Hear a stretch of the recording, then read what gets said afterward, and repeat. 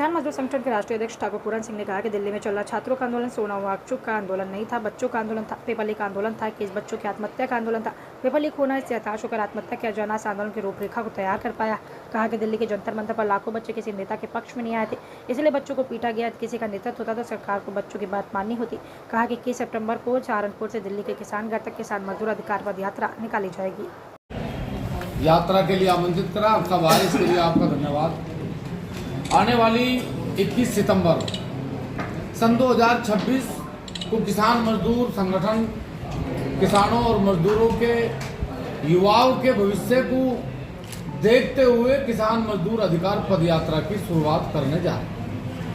21 सितंबर सन 2026 को ये यात्रा शुरू होगी सहारनपुर से दिल्ली किसान घाट तक।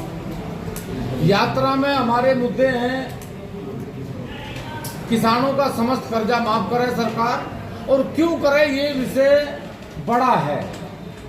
सन 2022 में इस देश के आदरणीय माननीय प्रधानमंत्री जी ने कहा था कि किसान की आय 2 गुना होगी, लेकिन किसान का कर्जा 5 गुना बढ़ा।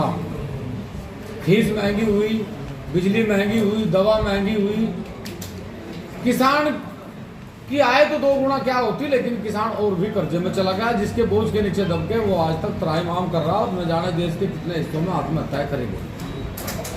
इस देश का बेरोजगार युवा जो आज महंगी फीस, महंगे स्कूल, महंगी ड्रेस, महंगी किताब के बोझ के तले दबा हुआ है, उसके लिए हमारी एक डिमांड है सरकार से कि सरकार जब तक युवाओं के लिए सुनिश्चित रोजगार कानून नहीं बनाती, जब तक उन्हें 10,000 रुपये मासिक बेरोजगारी भत्ता दें। 5 वर्ष की आयु पूर्ण होने, 50 वर्ष की आयु पूरी होने पे किसान की 5,000 रुपये मासिक पेंशन करें। सांसद, विधायक, राज्यसभा सदस्य और विधान परिषद के सदस्यों की पेंशन तत्काल प्रभाव से सरकार कानून लाके बंद करे। ये सरकार इतना बड़ा बोझ है देश पे, सांसदों की तनख्वाह का, सांसदों के भत्तों का, और उससे बड़ा दुर्भाग्य के पद पर रह के चलो आदमी यदि उसका आनंद ले रहा, यदि उसका कहीं ना कहीं सरकार सहयोग कर रही, लेकिन उसके बावजूद भी यदि उन्हें 1,25,000 या 85,000 रुपये तक पेंशन दी जा रही, तो देश के बजट पे बहुत बड़ा भार है। इसे तत्काल प्रभाव से बंद करा जाए, क्योंकि सन 2005 में सभी सरकारी कर्मचारियों की पेंशन भी देश में बंद। एक बड़ा विषय है हमारी जीवनदायिनी नदियाँ, काली, कृष्णा, हिंडन, गंगा और जमुना, और जहाँ हम हैं ये दोआब का क्षेत्र है। ये सारी नदियाँ जीवनदायिनी थी। धमोला, पामधोई, ये सारी नदियाँ सहारनपुर, मुजफ्फरनगर से निकलती हुई, शामली से निकलती हुई, कभी इनका पानी पी रहे थे हमारे बुजुर्ग, लेकिन वो जो हमें कभी जीवन देख रही थी, आज वो हमें मृत्यु दे रही। और वो नदी हमें मृत्यु नहीं दे रही, उनके मृत्यु का कारण है जनपद में लगी हुई फैक्ट्रियाँ, जिनके दूषित पानी से, जिनके केमिकल युक्त पानी से वो नदियाँ पूर्ण रूप से मृत होगी।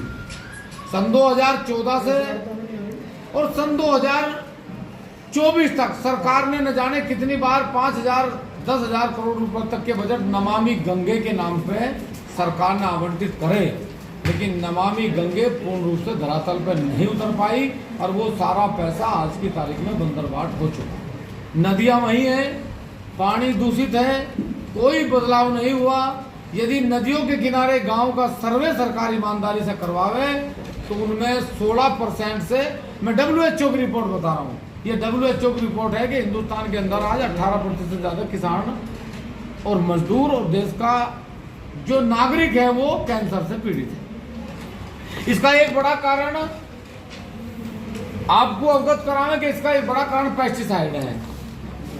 आप सब लोगों से आग्रह है कि आपके चैनल के माध्यम से, इलेक्ट्रॉनिक मीडिया, प्रिंट मीडिया के माध्यम से ये बात हमारी जन जन तक जा, सरकार तक जा, कि खाद्य पदार्थों में मिलावट पे सरकार, दूध, दही, खोया, पनीर, मसाले, पेस्टिसाइड, यदि सरकार एक बड़ा कानून बनावे, खाद्य पदार्थ में मिठाई हो सकती है, खाद्य पदार्थ में मसाले हो सकते हैं, पेय पदार्थ हो सकता है, सरकार इन पे एक सख्त कानून बनावे।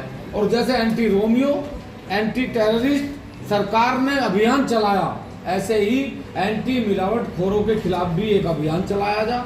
और देश में यदि हर नागरिक मिलावट की चीज खावेगा तो अस्पतालों की संख्या भी सरकार को बढ़ानी पड़ेगी, जो देश के लिए दुर्भाग्यपूर्ण है। तो हमारा सरकार से आपके माध्यम से निवेदन है कि जन जन तक पहुंचे, सरकार तक पहुंचे कि सरकार खाद्य पदार्थ पे एक ऐसा कानून बनावे, यदि कोई भी मिलावटी खाद्य पदार्थ बनाता हुआ पकड़ा जा तो उसे आजीवन कारावास की सजा।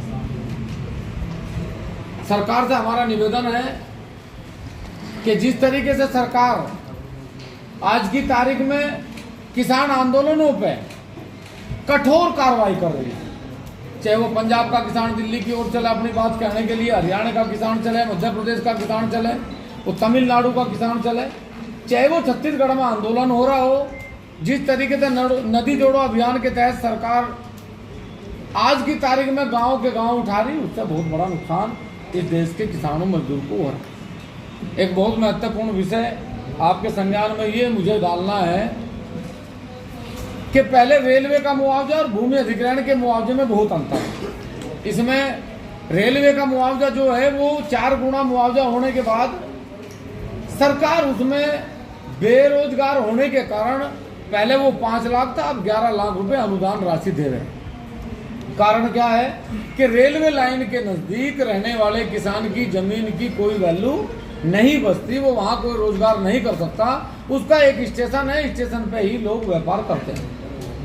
अब पहले क्या था, सरकार समतल रोड बनावे थी तो जिनकी जमीन चली गई 10 रुपए उन्हें मिले, और जिनकी बची उन्होंने, किसी ने चाय की दुकान, किसी ने पंचर की दुकान, किसी ने ढाबा, किसी ने होटल खोलकर अपना रोजगार चलाया। लेकिन जब से ये एलिवेटेड औद्योगिक रोड सरकार ने बढ़ाए, ये Delhi Dehradun expressway, Ganga expressway, Jamuna expressway या फिर गोरखपुर अम्बाड़ा एक्सप्रेसवे, इन पे सरकार ने ये रोड भी रेलवे लाइन की तरह जमीन से 15 फुट ऊपर बना, जिसमें किसान की जमीन जाने के बावजूद रोजगार का कोई साधन नहीं बनता। रेलवे स्टेशन की तरह इनके भी अपने रेस्ट हाउस हैं जिन पे तेल, खाने का सामान अपना खुद का बेचते हैं। इसमें और किसी किसान को व्यापार करने की छूट नहीं है। तो हमारा सरकार से ये कहना है कि सरकार रेलवे मुआवजे की तरह हर किसान को 11 लाख रुपए से बढ़ा के 25 लाख रुपए बेरोजगारी भत्ता भी मुहैया करावे, जिससे वो व्यक्ति अपने कहीं भी जाकर रोजगार की सुविधा कर सके।